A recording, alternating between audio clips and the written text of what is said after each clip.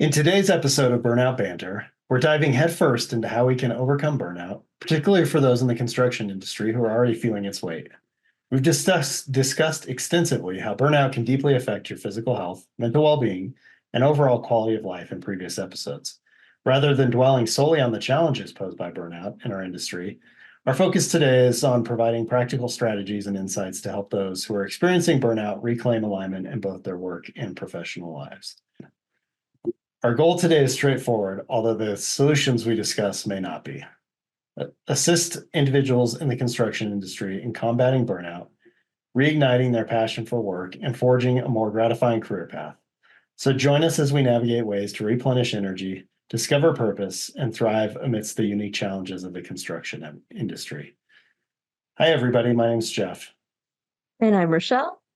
And this is Burnout Banter. Before we jump into today's episode, remember to subscribe to the podcast on Spotify, Amazon, Apple Podcasts, YouTube, or wherever you listen so that you can stay up to date with the latest banter. So, Rochelle, how's it going? Good. It's an extra crispy day. How are you, Jeff? Yes, it's been crispy since Thanksgiving, I feel like. Oh, no. Yeah. It's been a very intense start to the year. I think that's true for most people, honestly. It seems like every time I talk to whoever it is, whether it's like proposal side, engineering side, construction side, everyone's like, I just have to make it to this date, or I just have to make it to April, I just have to make it to May and I'll be okay. But that date just keeps getting pushed further and further back. So I think we're all feeling this strain right now of stress and burnout and industry pressure. Yeah. Yeah, I mean, I guess it's a good thing because it means the construction industry is doing well overall, or at least it seems to be. I mean, yes, I would like it to be doing well without putting that price on people's well-being, but here we are, learning how to protect ourselves, so yeah, we'll do our best. Yeah. So I thought we'd start today just by reviewing some of the symptoms of burnout. If you remember, there were three. Do you remember what any of the three are? I'm going to go based on what I feel right now, which is exhausted. Exhaustion. Yes, that's number one sign of burnout. Mm-hmm. Yeah, I mean, I've gotten to a point where I wasn't really like falling asleep on the couch at night watching TV, but that's kind of come back here recently, and it doesn't seem to matter how much I sleep or what. I'm exhausted at the end of the day, so I'm definitely feeling that one as well. I've gotten back to the waking up tired, no matter how much sleep I get at night. I'm like, ooh, that's not good. That's either like I don't want to do something and I want to stay in bed, or I have so much sleep debt that I just can't feel rested. So we're working on that right now. Yeah, but I mean, that's an important point too. I think if we are having a hard time waking up, there can be something that we are trying to avoid. Yeah, it's so much easier to get up on the weekend when I don't have to work. Yes, much easier to get up. Another symptom of burnout is cynicism, so increased negativity towards your job, thinking that things aren't going to get better, stuff like that. Doesn't matter. Right. Just going to keep doing the same things. I'm not going to try to change anything because no one listens to me anyway. I hear it. Even if the nobody listening is me not listening to myself. That's right. A little different when we work on our own, but my boss is brutal. I cannot for the life of me remember what the third one is. It is inefficacy. So not feeling like you're being productive or efficient or accomplishing what you want to accomplish during the day. A to-do list that never ends. Yes. Yeah. Yes. Or I think feeling like you're not really making a difference or it doesn't matter. Yeah, if we don't get this proposal, there will just be another one. So why bother? I've been covering CA, construction administration, for somebody who's out dealing with some health issues, and That is the perfect example of no matter how good of a job you do, it never stops. Oh, no. Oh, no. What it Questions like from the field just keep on coming. Gotcha. Until it's done, then it's Until it's done. construction. Or, Okay. or maybe 6 months after it's done. Warranty. I forget about warranty. Yeah. Oh, I'm sorry. Which is interesting because some of his health issues and health issues that have come around have been from dealing with the same stuff, and he got to the point of burnout. So Your body, if you don't listen to it, it will make you listen to it, which is what I am realizing. As you might be able to hear in my voice, I'm recovering from a cold that I kept telling people was allergies, and it's just after 2 weeks of travel and not sleeping, I got home and my body was like, "You will sit on this couch, and you will eat soup, and you will not move." So, does have a way of telling us that we need to slow down. does. So, we have the symptoms of burnout, which I think are really important to know and recognize. Um, there can also be situational factors related to our job and people that we're working with, changes to our team, stuff like that. Um, but I think that's kind of a whole nother topic of how to address everybody else. So today we're just going to focus on us. Fix what we can control. I like it. And maybe in a future episode, we'll tackle what to do about the whole team. Yes, I think we should. So just stay tuned for that. It will come. So why do you think awareness is important when it comes to burnout? I think if you don't pay attention, like we just said, your body will make you pay attention. So it's really important to be aware of what your boundaries are, what your stress level is, and not only be aware of it, but listen to it and course correct before you get extra crispy, before you end up uh, sick or in the hospital, like many, many people do, right? Yeah. Yeah. And I think, what's interesting is I think working in this industry, it's very cyclical, right? Like there are going to be times where it's maybe not quite as intense and we're not as burned out. There are going to be other times where it is more intense. And just because we talk about this stuff all the time doesn't mean that we don't burn out either. I wish that was the case. We should get some sort of exemption or something like that. We're super aware of our burnout. We should be masters at this. But I do think that is a real thing because if I look back on future times when I've been burned out and I didn't really know what was going on, this is different because I recognize what's happening. I have awareness around it. And so I do think that makes a huge difference. Otherwise, we're just kind of questioning what's wrong with us and why am I so tired? And um, why do I not care about my job? And I think that in understanding our burnout and understanding our cycles, we have a better opportunity to give ourselves grace, even if we can't immediately course correct our burnout because of those, environmental external factors. We can still find places within our life where we can exert control to kind of mitigate the effects, if that makes sense. And then I think that's the big difference between me being burnt out now and me being burnt out 10 years ago when I didn't even know that burnout was a thing. Right. yeah, yeah, it makes a huge difference. Even just being aware of what's going on inside of us. And talking about it with other people too, is a huge thing that I think comes from that awareness as well. Like, I talk about this a lot where I didn't know how to communicate my stress and my issues way, way back in the beginning of my career, which essentially was burnout, and telling people I was like, "This is ridiculous. Like, why are we doing it this way? Why does any of this matter?"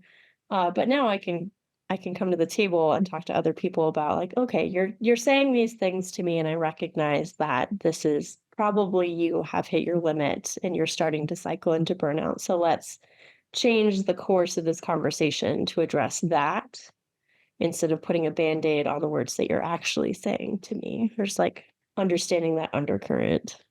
Yeah, that's a great point. So My if we clients had, are very burnt out. yeah, Sorry, I interrupted you. Go ahead. no, I was just gonna say. So once we have awareness, then I think it's really important that we accept that we are burned out. Like we can fight it, we can deny it. That's just gonna make it worse, compound upon itself. I think with awareness of what it is and some acceptance, right, we can get to the point where we're not judging ourselves. We're not resisting the fact that we're in burnout. We've, even talking to Sally earlier in this season where she was, I don't know if she was resisting it or not, but there was this part of her that was burned out. And so, how can you just accept that that's how it is right now? I think that didn't work with her story of herself as this like super awesome, go get amazing woman, which she is, regardless of being burnt out or not. And so I think there was a little bit of understanding and then acceptance by the end of the episode, I hope. Yeah, and I've seen her bounce back, like because I work with her, and I've seen some of the great stuff she's doing now. So she did take time and catch up, and now she's kind of back to being who she was. So Love it. So there's hope for all of us, is what there I'm is hope. hearing. One day. I feel Yeah, like you and I are in the acceptance phase as well. Like, yes, we talk about burnout and we're trying to prevent or help anybody who is burnt out get back on the path.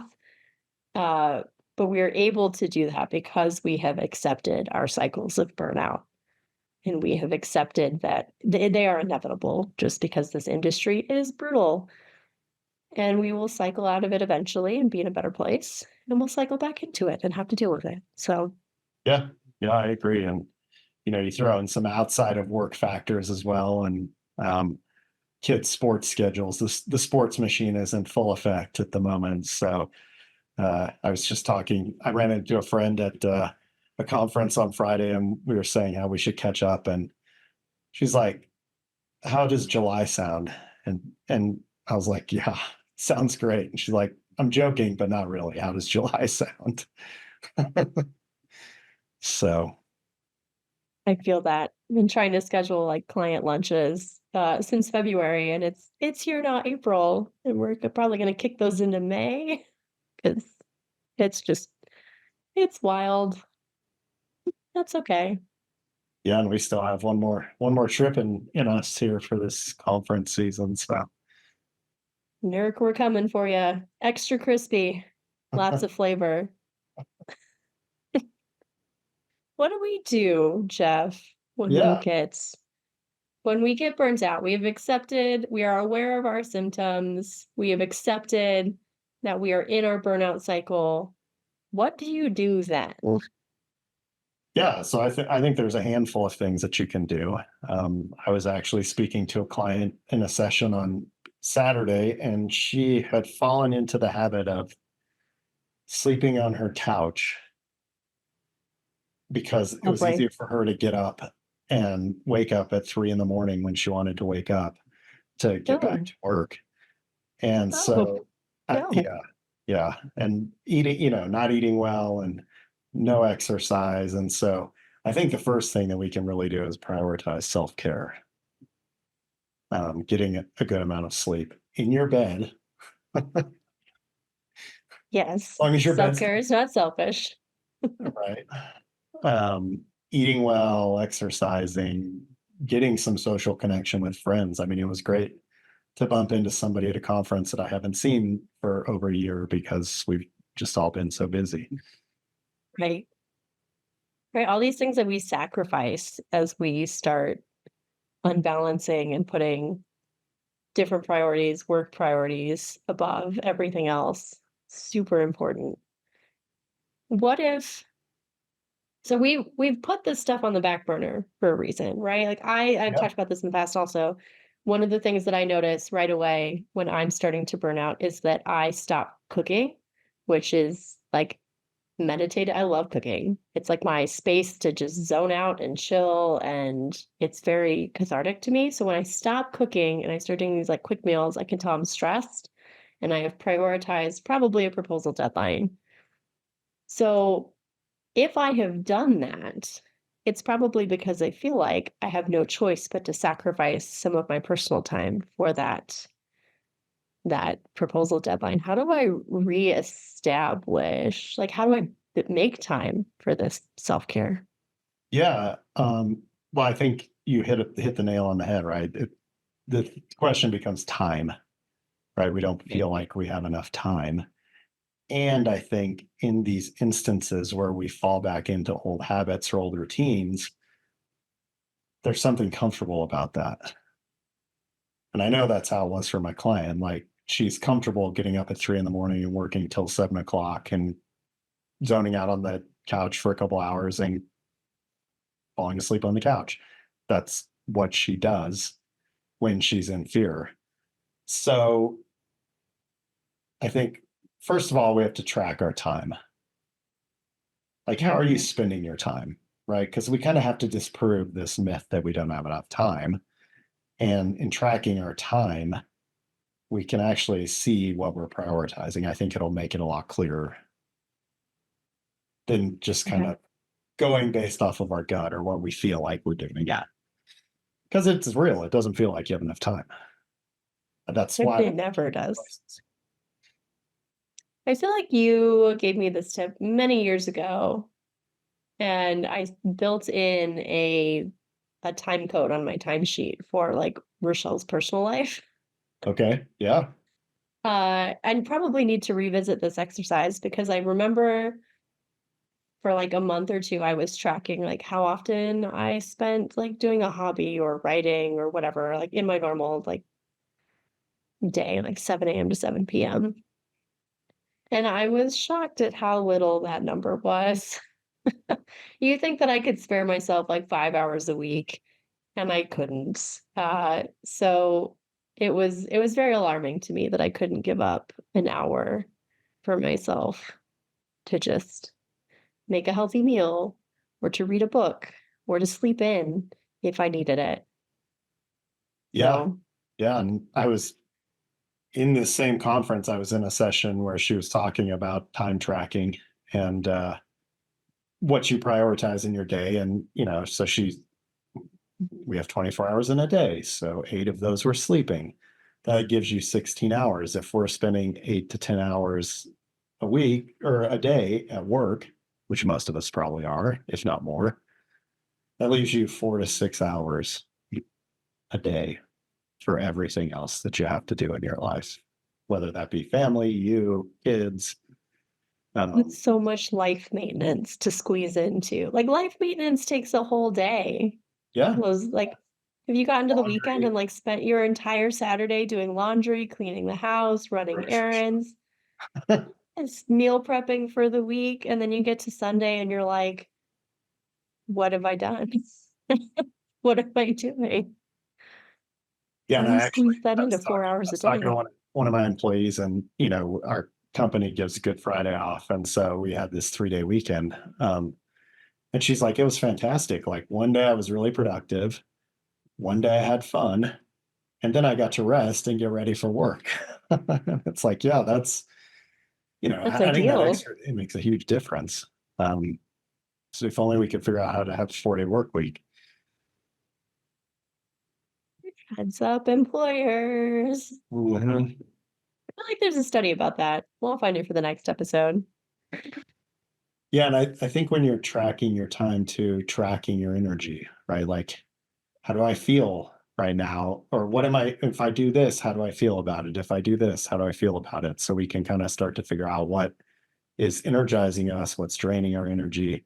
Because I can tell you that's what it is for me. I'm doing tasks all day right now that just drain my energy. And so at the end of the day, I feel exhausted because I'm not doing anything to lift myself back up. Right. Right. I spent almost half the day on Friday just doing administration things like invoicing and finances.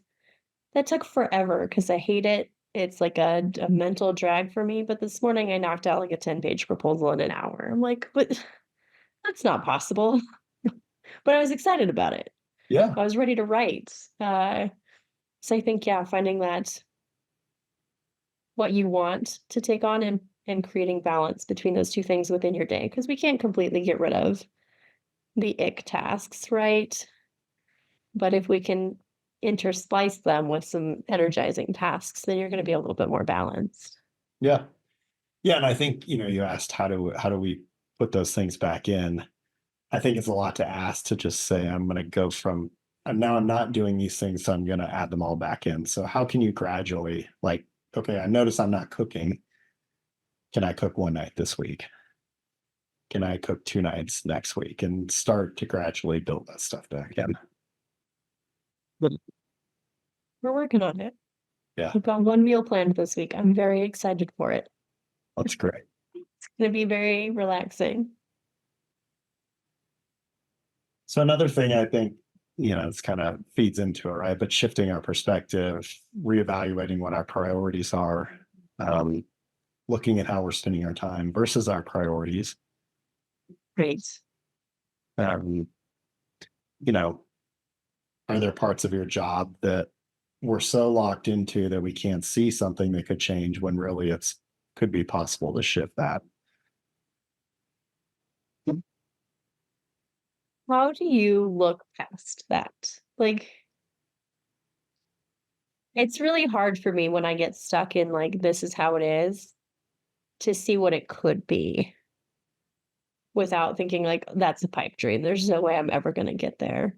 Like, I have this beautiful image of me one day, like working 6 hours and then spending the rest of my time making pasta from scratch or playing in my garden or playing fetch with the dogs, going for a 2 mile walk with them. Right now, that's a pipe dream. It's never going to happen. I cannot envision current Rochelle creating enough space to do those things. Like, how do you get there?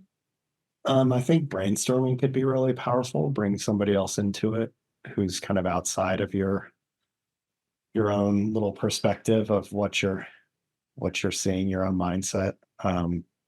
They might look at it totally different. Um, if you had a friend who was experiencing what you are experiencing, what would you tell your friend? That can be a great way to kind of get out of your own way. Even Okay. just asking yourself, is what I'm seeing real or am I making it up? Probably making it up, Mhm. but Yeah, but and yeah, whether you have somebody else brainstorm with you, you do it yourself. Like, just give yourself that freedom to throw crazy ideas out there and see, something might come out of that. I love it. Excellent. um, Shifting your perspective, if there's a part or people within the organization who are really frustrating you, how can you shield yourself from them a little bit better? I feel like that's a big ask for a lot of our listeners, because we can't always hide from our internal stakeholders, or in your case, external clients are very demanding. My case too. I don't know why I just threw that at you. It's not like I don't have clients too, and I don't have internal stakeholders. Um, but like, how do you say this? Because I feel like this is a question we get in a bunch of different forms for burning questions. Is like, how do I communicate either that I'm burnt out or that I'm at my limit or that I need space to those people? How do you shield yourself? Well, that is our burning question. So maybe we come back to Oh, that later. excellent. Excellent. I totally read the episode. Yep, I'm on it. But I think, you know, finding support, finding positive people you can be around, finding an ally, which we talked about a lot. Right. Maybe that helps you shield from some of those people. Maybe it's, you know, you have somebody you really complain with a lot about what's going on, and it could be reframing that relationship so that it's not quite as complainy. Um, Yeah, I like my complaining. Just so, kidding. so does fear. Fear likes you to complain too, Rochelle. I know. Fear likes to drive my life. We're just constantly wrestling for the steering wheel. It's fine. Yeah. Um, if this, I'm feeling this one right now too, a lack of acknowledgement or a lack of appreciation for what I am doing. So how can I give that to myself instead of relying on others to give it to me? External validation versus internal validation, self-validation. Yeah. Yeah. And so practicing five, writing down 5 things I acknowledge myself about every day could be a great tool or thing to practice just to kind of shift that. Or as they're going along, I feel like I get to the end of the day and I've forgotten everything I've done. But, like, if I handle something really well, I'll start jotting that down, courtesy Yeah. of a tip from you as well. Well, I handled that meeting really well. I think if you know you're going to do it at the end of the day too, you are paying more attention throughout the days to try to make that easier on yourself. It is really It's hard if you true. just at the end of the day and you haven't thought about it at all. There's so many things up in my brain that I can't hold on to them if I don't write them down. So Yeah. there's a lot of writing during the day. I was doing a little research for this episode and I came across job crafting, and I love the idea of job crafting. I like what it sounds like. What is job crafting? So it's taking your role at work and designing it in a way that it's more meaningful for you. Oh, I do love that. I love that very much. So Yeah. it's not just us doing a bunch of mindless tasks, it's us doing tasks that fill our cup. Yeah. I love that. Yeah. Yeah. And I think you can even take the same task, and if you shift the way you view the task, you can feel very differently about it, Yeah, even doing the exact same thing. I have to give if I could shift my perspective on admin work, that'd be great. I'll work on that for next time, report But I back. mean, what's the purpose of doing the admin work, Keeps the business running, keeps the lights on, which allows you to do what? do awesome things, like create and connect with people and do things like this. I couldn't do Burnout Banter if Armor Consulting wasn't doing okay. Yeah. So now how do you view the you're calling it admin stuff, which I can tell just nobody can see Rochelle, but I can tell by how she's saying it, uh, how she feels about it. It's not nice. It's not fun. I don't do admin. I mean, I do because I have to, but I mean, that I guess shifts it from this is something that I have to do to this is something that supports what I want to do. Maybe not perfectly how I want to phrase that, but it feels a little bit better to make it like this underlying structure that allows me to do the things that I like to do. Maybe it's your structural engineering of the business or something like that. Maybe structural engineering of my consulting business. I like it.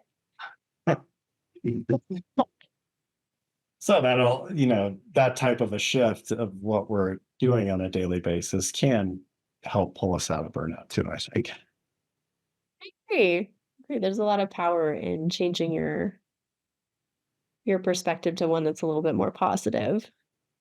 Yeah, I mean, tasks that are monotonous, that don't have any meaning, that are deadline driven, all in a fast paced work environment just totally leads us down the path of burnout. And I think a lot of us do a lot of those things every day in construction.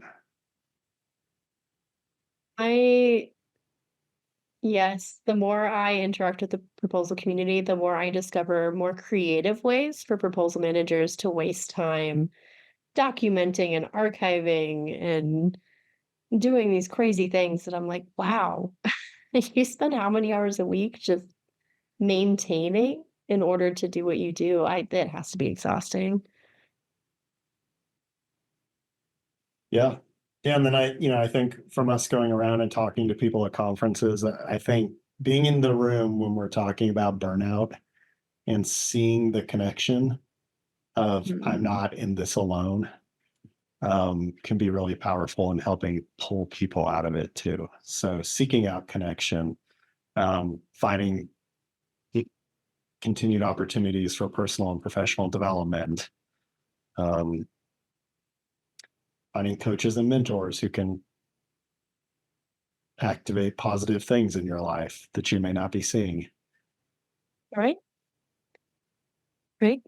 Just talking to other people about burnout. Like I said, I think at the top of the episode, burnout is so isolating and something in my early career that like felt taboo and like I shouldn't be talking about it, which just made it worse. But I feel like if you maybe not complaining, but if you can communicate with other people like what's happening, kind of talk your way out of it or talk your way through it, it'll help significantly to remind you that you're not alone in this battle. Yeah, I mean, I think too, if you go back to where we started in the beginning with acceptance, right, without judgment and without resentment, I think when we are burned out and we feel very isolated, we're doing a lot of judging.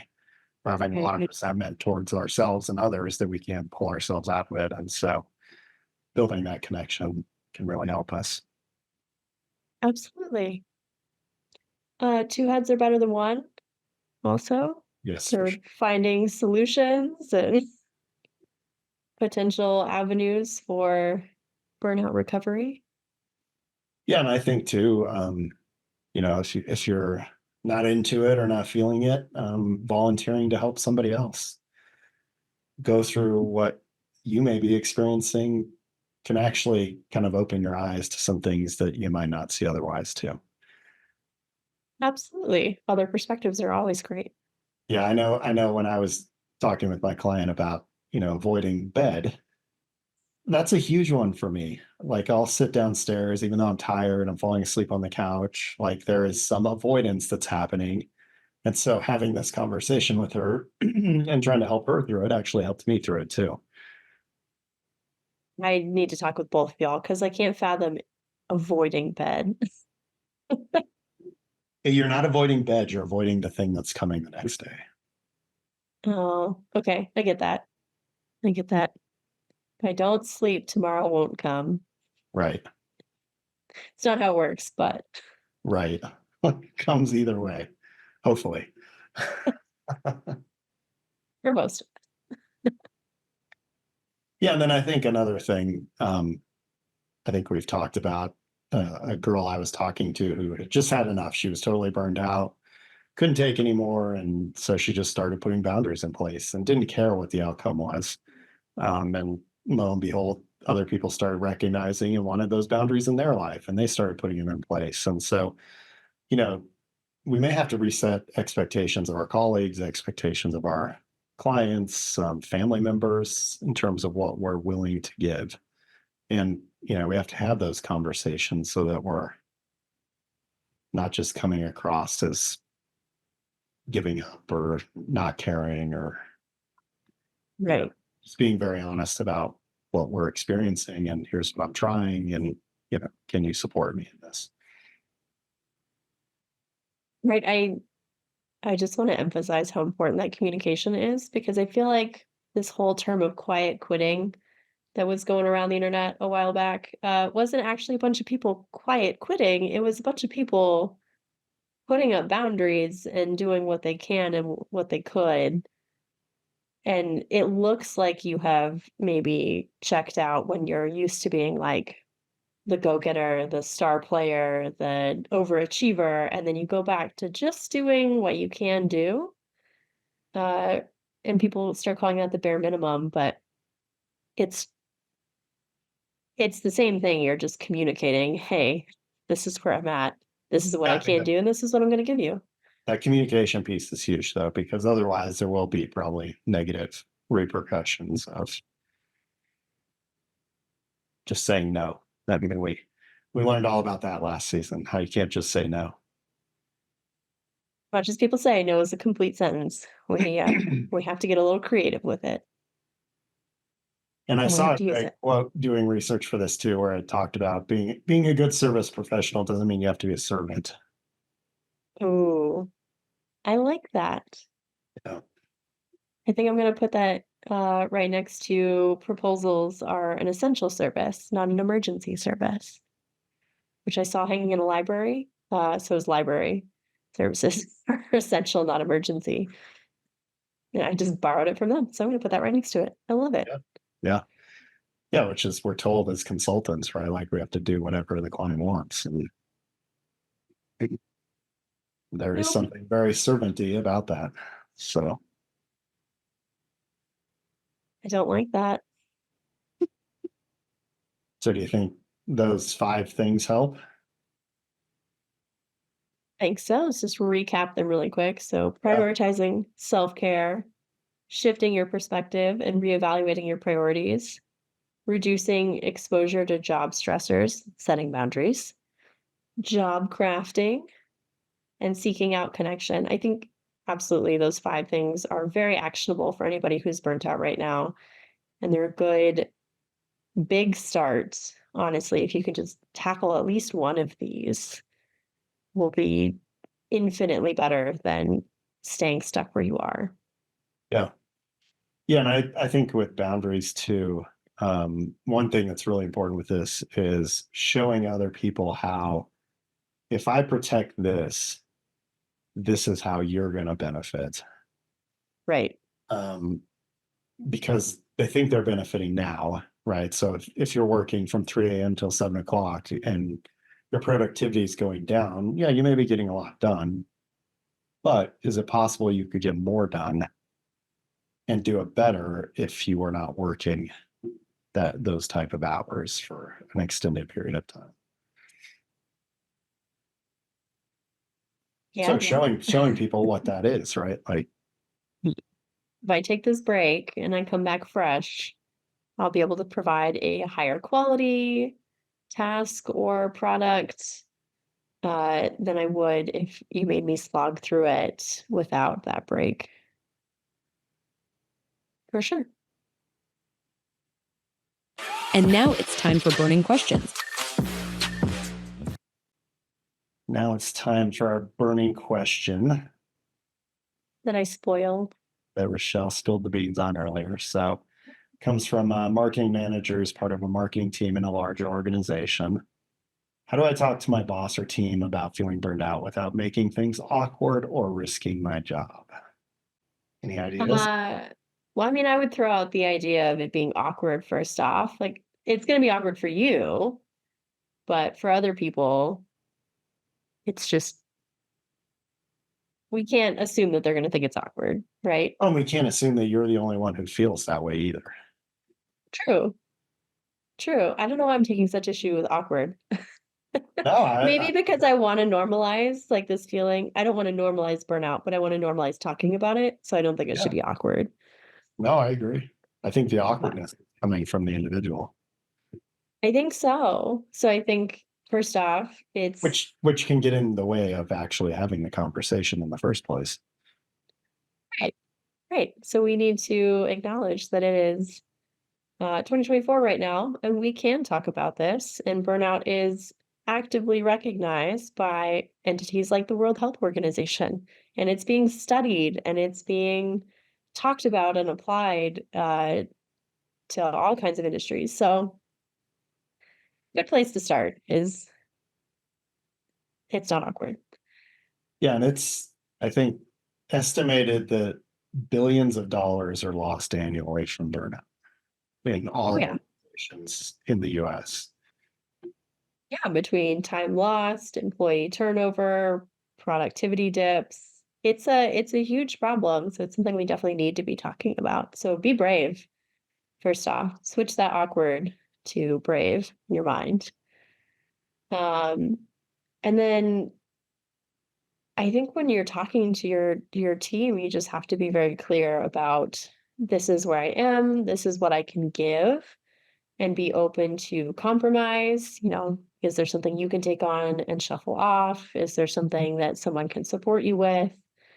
And like Jeff said earlier, know that you need to communicate that benefit. Like, if you keep grinding me into a little crispy paste, I'm not going to be able to produce a good quality product anymore.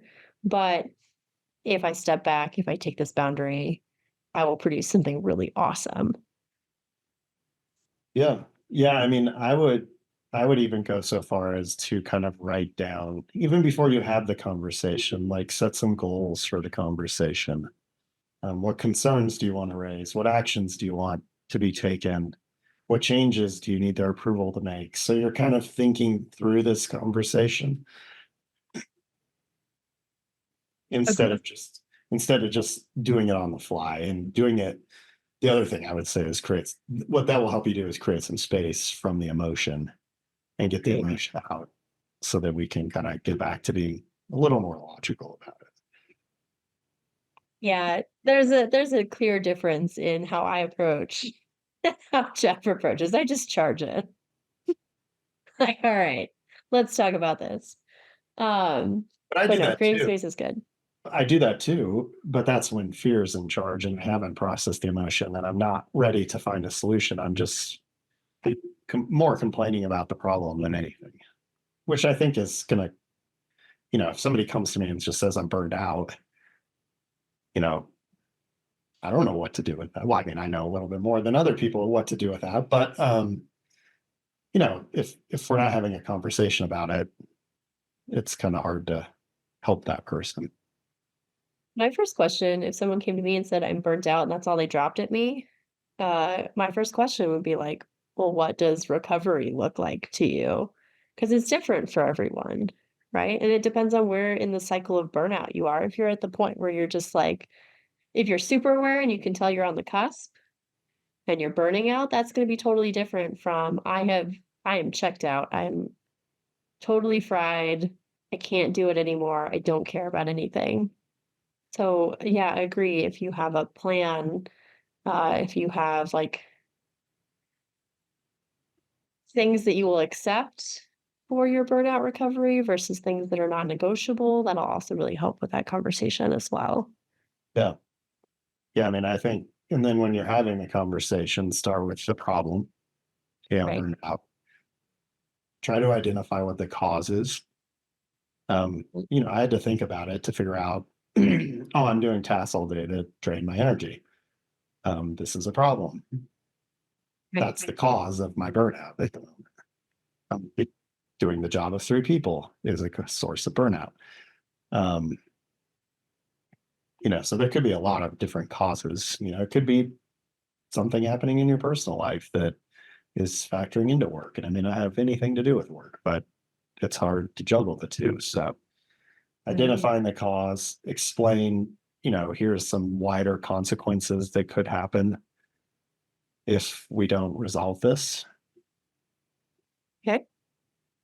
What you're hoping to accomplish, identify what you're hoping to accomplish through the conversation, and then be ready to answer some questions because they're probably going to come.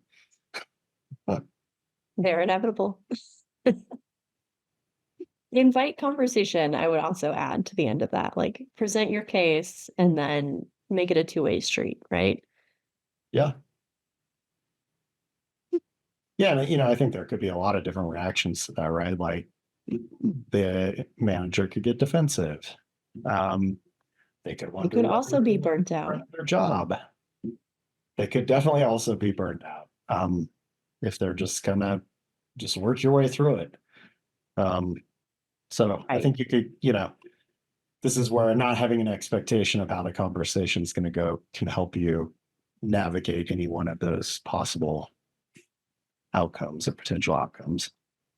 And you can plan, right? Like, okay, they could react this way. If they do, this is where I'm going to try to take it. Or if they react this way, but we don't want to get so hung up and trying to predict what's going to happen that it stops us from having the conversation in the first place.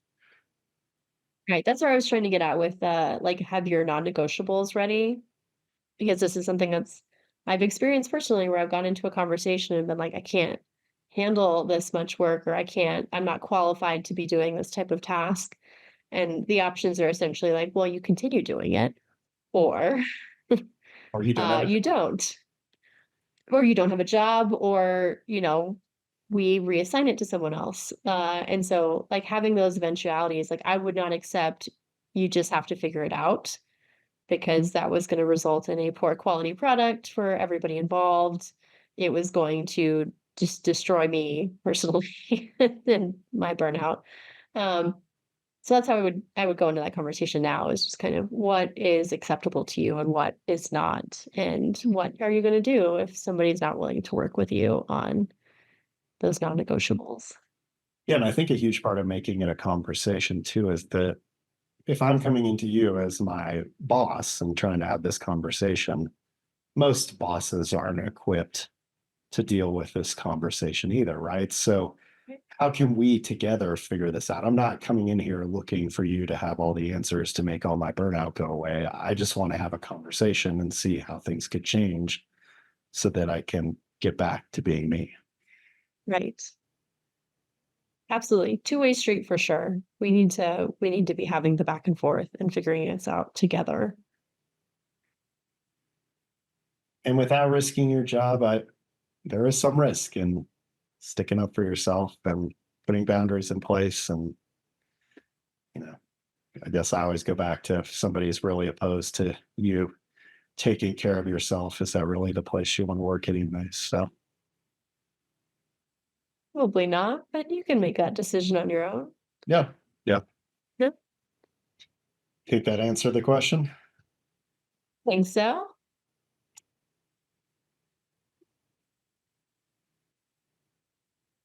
Well, a friendly reminder to all our listeners, if you have a burning question, you can email it to us at burnoutbanter@gmail.com. Please remember to like or subscribe to the podcast on Amazon, Spotify, Apple Podcasts, YouTube, or wherever you listen, to make sure you never miss an episode. If you're going to be at SMPS NERC in Boston in April, Rochelle and I would love to meet you. We're doing a workshop there called Say No More to Proposal Burnout, one of our favorite workshops. We love it.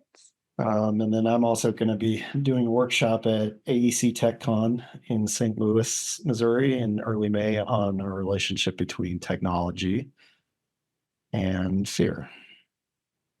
Excellent. Burnout Banter also has a new LinkedIn page that you can follow, just in case you haven't seen it yet. Go check Another it good out. place to get notified that new episodes are out. Yeah, get some fun snippets from our hot episodes and our guest episodes. It's great. All right. Well, we'll see everybody next month. Bye. Bye.